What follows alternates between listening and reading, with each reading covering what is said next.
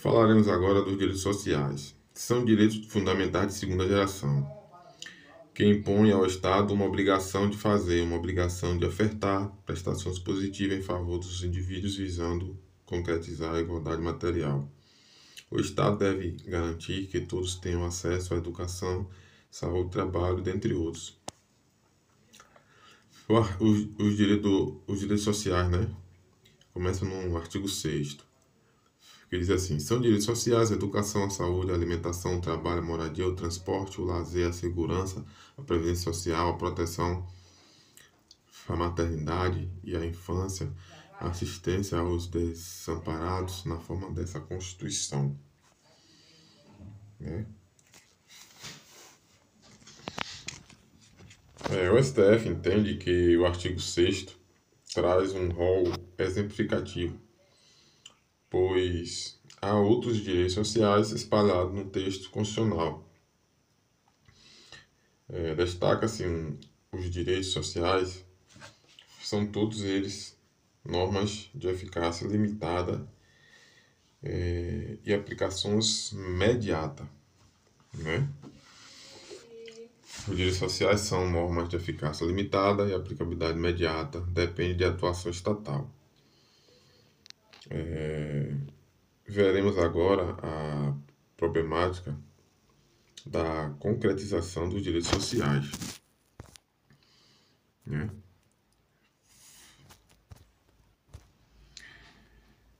Para isso é necessário conhecer três importantes princípios. O princípio da reserva do possível, né? Segundo, o princípio mínimo essencial. Terceiro, o princípio da vedação ao retrocesso, né?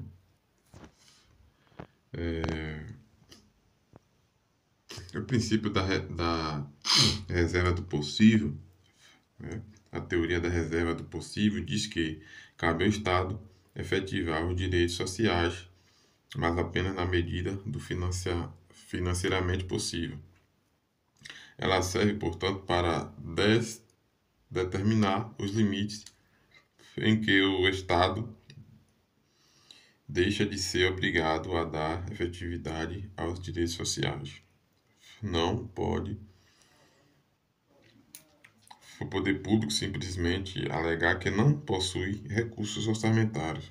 É necessário demonstrar objetivamente a inexistência de recursos públicos e a falta de previsão orçamentária da respectiva despesa, né? Assim, a efetivação dos direitos sociais encontra, portanto, dos limites, né? Dois limites que ele encontra: a suficiência de recursos públicos, previsão orçamentária da respectiva despesa. Segundo o STF, é possível que o Poder Judiciário determine a implementação de ações destinadas à concretização dos direitos sociais. Por exemplo, determinar que o Estado conceda tratamento de câncer a um indivíduo. Mas veja, a atuação do Poder Judiciário encontra limites na cláusula da reserva do possível, desde que o Estado comprove objetivamente a ausência de recursos orçamentários suficientes para a implementação da ação estatal.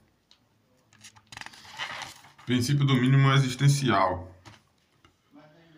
Considera-se mínimo existencial um grupo de prestações essenciais que se deve fornecer ao ser humano para que ele tenha uma existência digna, né? Considera-se o mínimo existencial o grupo de prestações essenciais que se deve fornecer ao ser humano para que ele tenha uma existência digna. Segundo o STF, o mínimo existencial é uma limitação à cláusula da reserva do possível. Assim, a reserva do possível somente é invocada após o Estado garantir o mínimo existencial. A garantia do mínimo existencial é uma obrigação inafastável do Estado, né? Não sujeita à reserva do possível. O princípio da vedação retrocesso, baseado nesse princípio, os direitos sociais, uma vez tendo sido previstos, passam a constituir tanto uma garantia institucional quanto um direito subjetivo. Isso limita o legislador e exige a realização de uma política condizentes com esses direitos, sendo inconstitucionais quaisquer medidas estatais que, sem integração de outros esquemas alternativos compensatórios, anulem, revoguem ou aniquilem o seu núcleo essencial.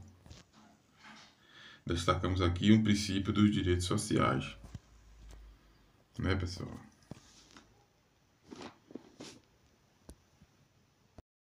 São direitos sociais: a educação, a saúde, a alimentação, o trabalho, a moradia, o transporte, o lazer, a segurança, a previdência social, a proteção à maternidade e à infância, a assistência aos desamparados na forma dessa Constituição. Artigo 6, parágrafo único. Todo brasileiro em situação de vulnerabilidade social terá direito a uma renda básica familiar garantida pelo poder público em programas permanentes de transferência de renda cujas normas e requisitos de acesso serão determinadas em lei, observada a legislação fiscal e orçamentária. Artigo 7. São direitos dos trabalhadores urbanos e rurais, além de outros que visem a melhoria de sua condição social. 1. Relação de emprego protegido contra despedida arbitrária ou sem justa causa, nos termos da lei complementar, com prévia indenização compensatória, dentre outros direitos. 2. Seguro-desemprego em caso de desemprego involuntário. 3. Fundo de garantia do tempo de serviço. 4. Salário mínimo fixado em lei, nacionalmente unificado, capaz de atender suas necessidades vitais básicas e as de sua família, como moradia, alimentação, educação, saúde, lazer, vestuário, higiene, transporte, previdência social, com reajuste periódico que lhe preservem o poder aquisitivo, sendo vedada a sua vinculação para qualquer fim. 5. Piso salarial proporcional à extensão e à complexidade do trabalho. 6. Irredutibilidade do salário, salvo o disposto em convenção ou acordo coletivo. 7. Garantia de salário nunca inferior ao mínimo para os que percebem remuneração variável. 8. 13º salário com base na remuneração integral ou no valor da aposentadoria.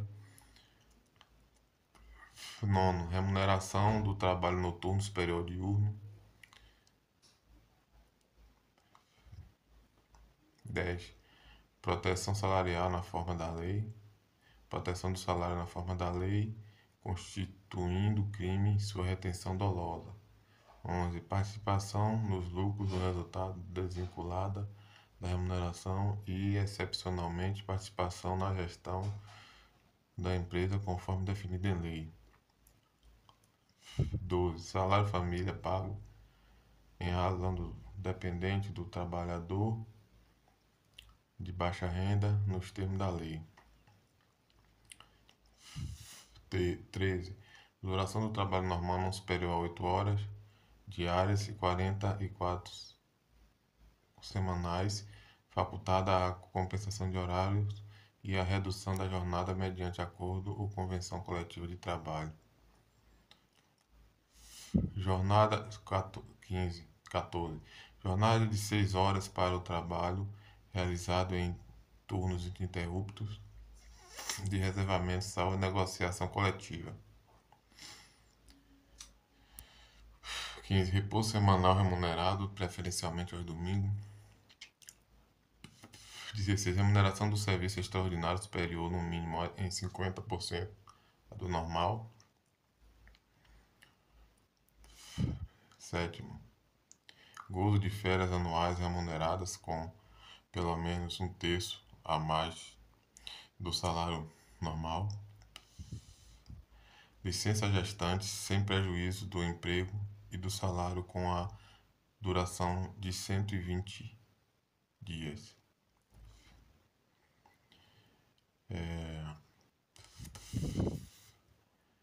Nono.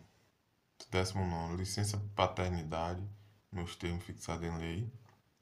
20. Proteção do mercado de trabalho da mulher mediante incentivos específicos nos termos da lei. 21. Aviso prévio proporcional ao tempo de serviço, sendo no mínimo 30 dias nos termos da lei.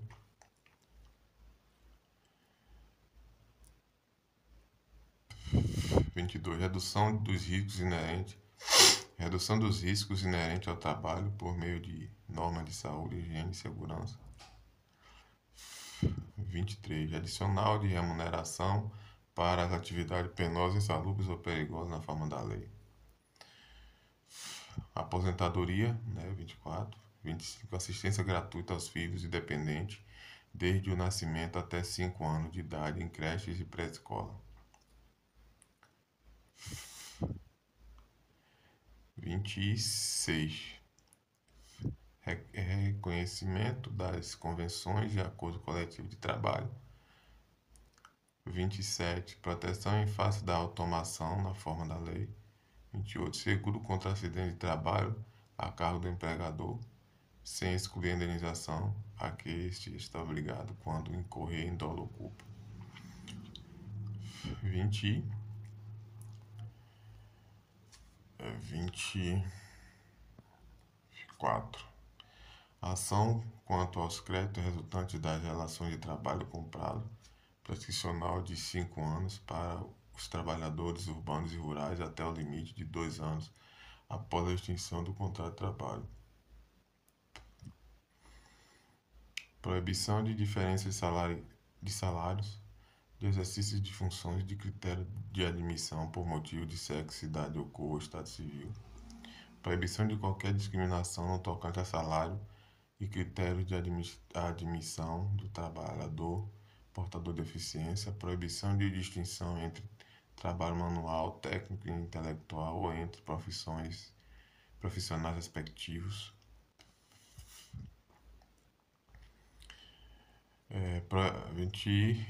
33. Proibição de trabalho noturno perigoso, insalubre a menores de 18 e de qualquer trabalho a menores de 16 anos, salvo na condição de aprendiz a partir dos 14 anos. 24. Igualdade de direitos entre o trabalhador com vínculo empregatício permanente e o trabalhador avulso. Parágrafo único. São assegurados à categoria dos trabalhadores domésticos os direitos previstos nos incisos 4, 6, 7, 8, 10, 13, 15, 16, 17, 18, 19, 21, 22, 24, 26, 30, 31, 33 e atendidas as condições estabelecidas em lei e observada a simplificação do cumprimento das obrigações tributárias principais e acessoriais decorrentes da relação de trabalho e suas peculiaridades, os previstos nos incisos 1, 2, 3, 4, 7, 15 e 28, bem como a sua integração previdência social. Artigo 8. É livre a associação profissional sindical observado o seguinte. 1. A lei não poderá exigir autorização do Estado para a fundação de sindicato, ressalvado registro no órgão competente, vedada ao poder público a interferência e intervenção na organização sindical. 2. É vedada a criação de mais de uma organização sindical, em qualquer grau,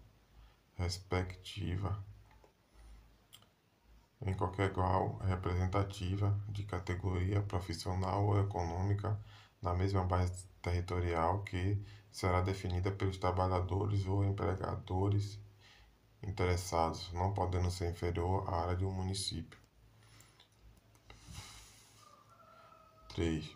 Ao sindicato cabe a defesa dos direitos e interesses coletivos ou individuais da categoria, inclusive em questões judiciais ou administrativas. 4. A Assembleia Geral fixará a contribuição que, em se tratando de categoria profissional, será descontada em folha para custeio do sistema confederativo da representação sindical respectiva, independentemente da contribuição prevista em lei. Ninguém será obrigado a filiar-se ou manter-se filiado a sindicato. É obrigatória a participação dos sindicatos nas negociações coletivas de trabalho. 7. O aposentado filiado tem direito a ser votado nas organizações sindicais. 8. É vedada a dispensa do empregado sindicalizado a partir do registro da candidatura a cargo de direção ou representação sindical,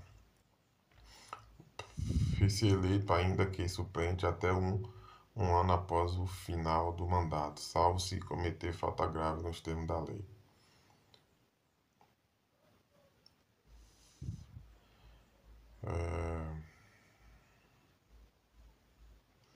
Parágrafo único. As disposições deste artigo aplica-se à organização